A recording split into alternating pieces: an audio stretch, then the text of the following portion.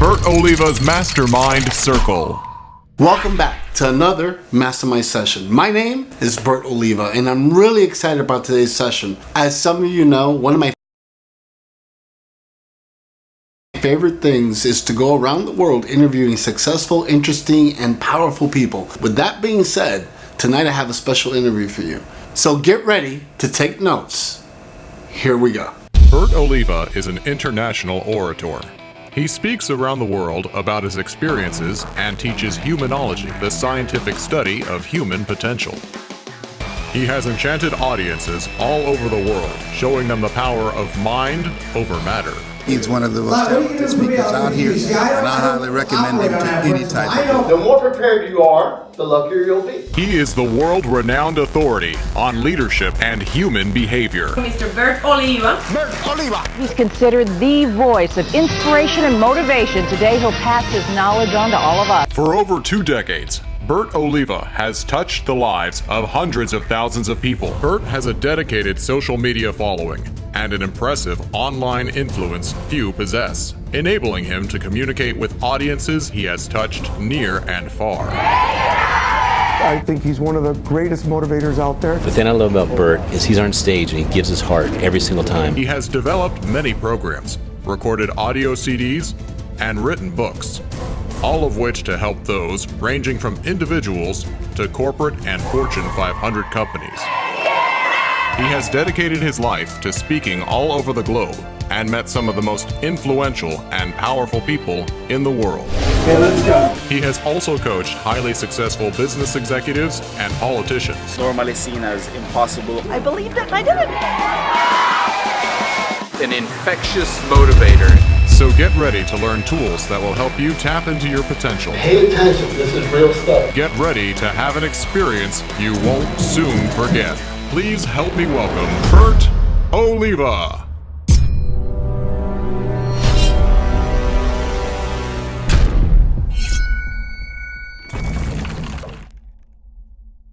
Mobile Mike is an entertainer, advertiser, marketer, promotions entrepreneur, and a premier marketing force. To Design Mobile Mike. Check it out. We've just opened the doors. You guys are waiting to meet Puff Daddy. By the way, you just got back from the Bahamas. That's right. Now tell me, off the record, did you get any action over there? Yeah, a little bit. You got some action at the Atlantis. His creativity and ingenuity capture many local events. The adventure continues. We are live on location, as you can see. Hey, good afternoon, everybody. Design Mobile Mike, live on the road, hanging out at Dunkin' Donuts. Mobile Mike has been recognized throughout the years for his continued community service by mayors and state politicians by helping those less fortunate in our communities. He is an energetic entertainment professional. Good here. It's what America rides on. Mobile Mike money. That's how I roll. It's a cordless mic. It'll work. It goes anywhere I go. Mobile Mike is a true South Florida personality. You better take my microphone. The sheriffs are here. No, I'm getting bad. You're gonna have to bail me out, baby. Bail me out. This inside glimpse into the life of Mobile Mike will give you his personal recipe for creating his success. This is the deal. I don't want any surprises. I turn in fantasy into reality every day. And it's up to you to see if you have what it takes to make a success in your own life. Mobile Mike. Mobile Mike. Okay, who's Mobile Mike? Mobile Mike is a character invented 40 years ago when I was born. Came out with a microphone in my mouth, and I always wanted to be on television, radio. I always found a fascination with being on stage and entertaining people. Where were you born? Actually, I was born in Detroit, Michigan. And how long were you there? Most of my life. Then I went to school in Connecticut for 4 years, and then moved to South Florida, and the rest is history. And you went to school for what? Broadcast journalism. But you knew it since you were a child? I kind of knew it, but I was going to be an attorney, actually. I started off in business law school, and after 6 months, I knew that wasn't for me because I wasn't going to behave in a courtroom. But then how did that turn into radio? It's interesting. The program director from a radio station in Michigan lived next door to my mom, and they let the guy go because he got in an accident for drunk driving a station vehicle the night before.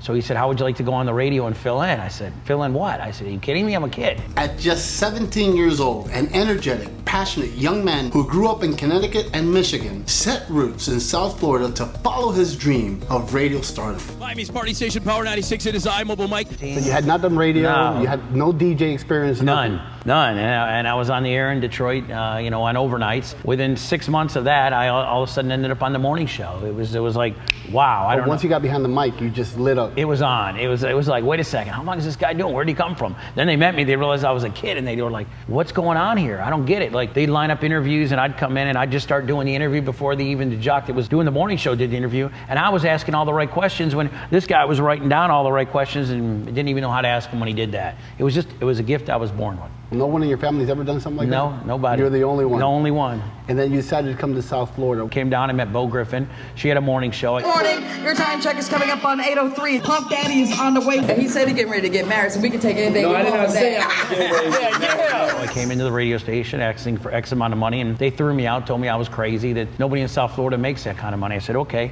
I hooked up with Bo, who gave me the opportunity to be on the morning show. She said, I'm not going to be able to give you a bunch of money, but I'll tell you what, I'll make you an intern here, and what I'll do is I'll give you airtime. I'll give you 2 commercials an hour, and I'll give you 2 call-ins an hour on my show, and then you can do various day parts throughout the day, and that's pretty much where I began my career as they flipped on Power 96. It took just one opportunity to get his foot in the door, and Michael, the overnight radio sensation, transformed into Mobile Mike. It is I, Mobile Mike, up early this morning. How did you end up with the empire that you've created? I built my brand on community service and helping people. I've always been about giving back to people. I always want to help people. I see somebody down with their luck. I want to be the guy that steps in and help them. And Habitat for Humanity called me when that disaster happened in Haiti. We raised $560,000 for those people in 24 hours. When you say we as... Myself.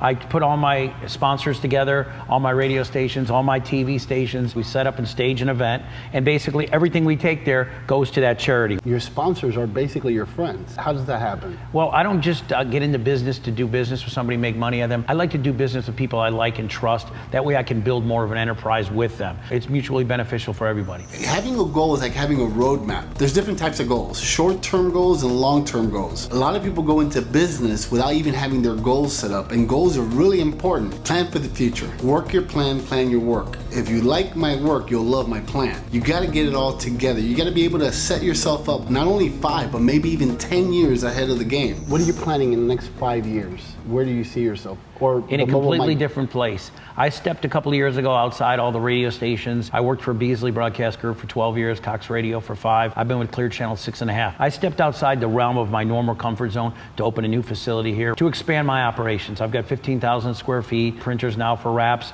all my own t-shirt factory equipment. So what I'm doing now is I'm going in a different direction. I've opened an event company called MME, Mobile Mike Media and Entertainment. So I've been doing concerts and events down here for 22 years for everybody, and they make the lion's share of the money.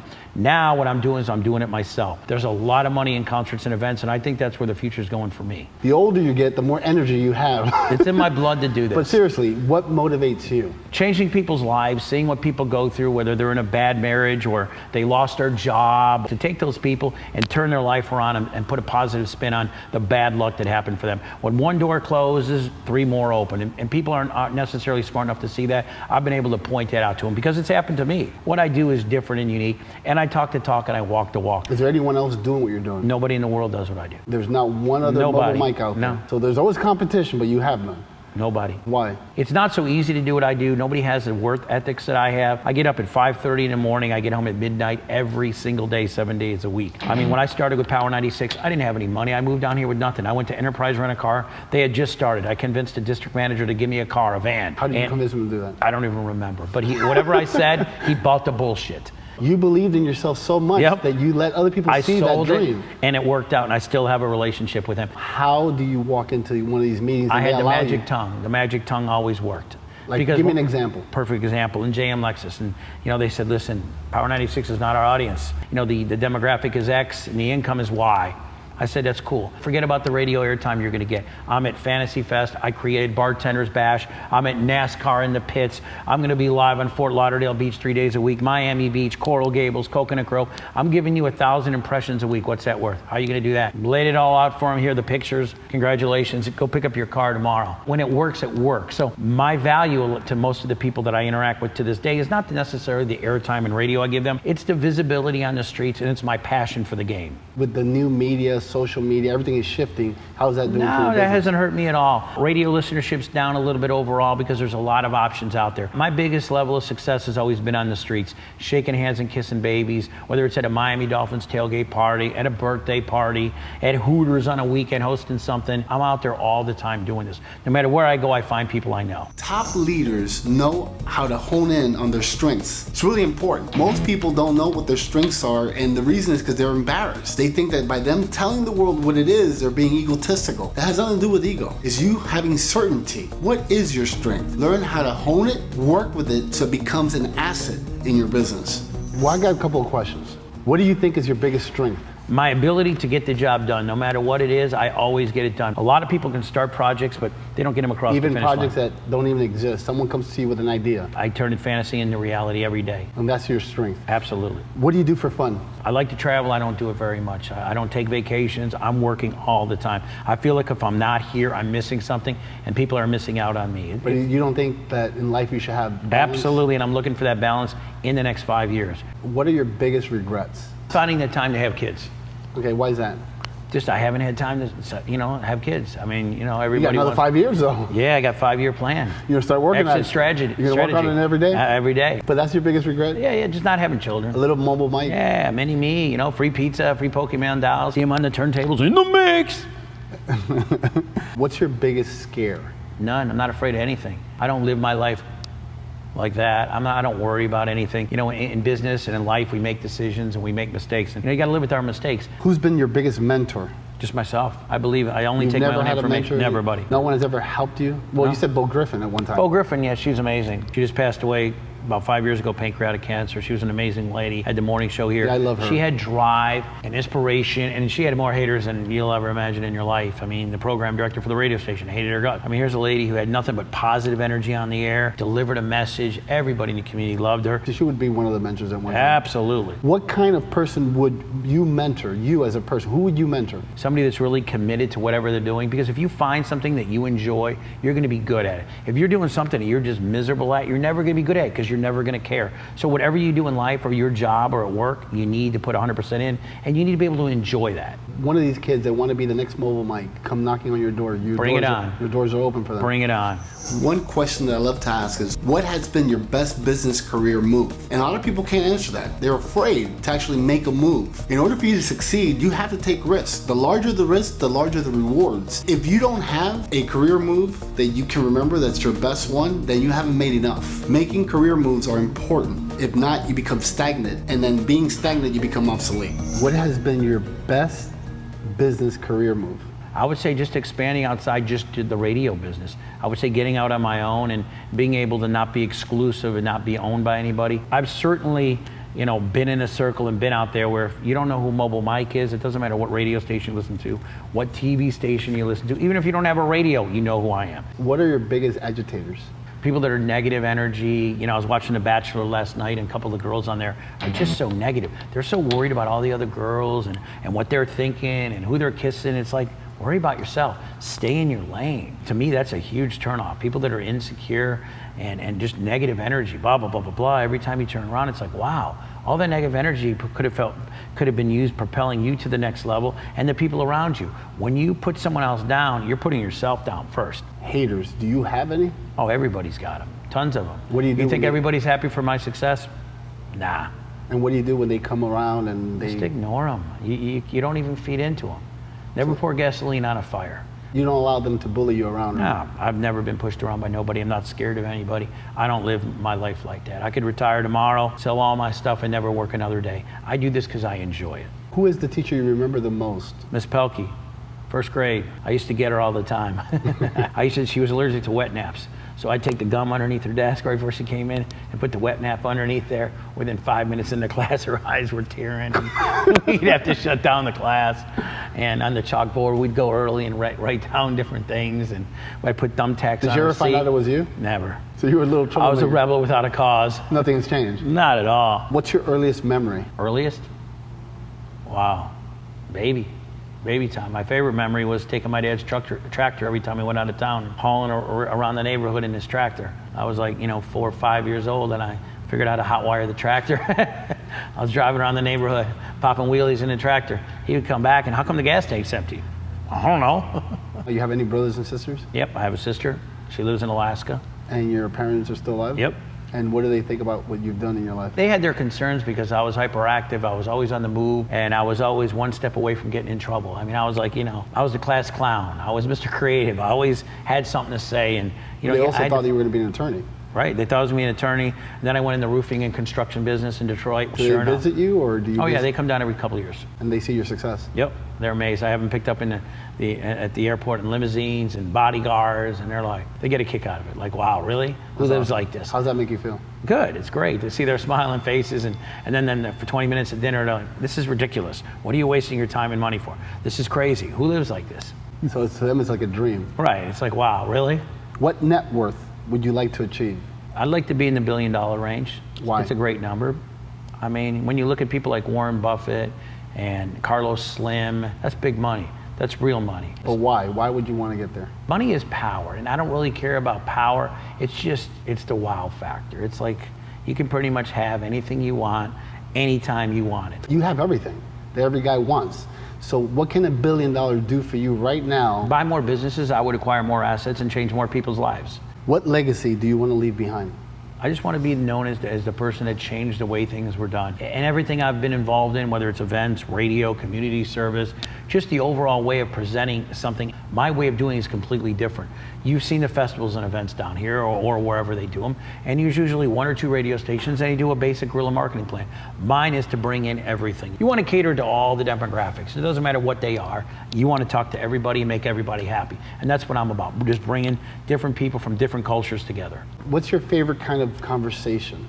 Work. So you're all about work? I mean, I go out and I'm talking about what the next plan is, how we're going to get there, what's our strategic plan of attack, what makes us different from other people. When someone tries to torpedo us, how are we going to, But do you think that all about work is really being balanced? No, but there's a 5-year plan. There's no balance. There's zero balance right now. Zero balance in your life, or zero balance, your belief It's all system? business.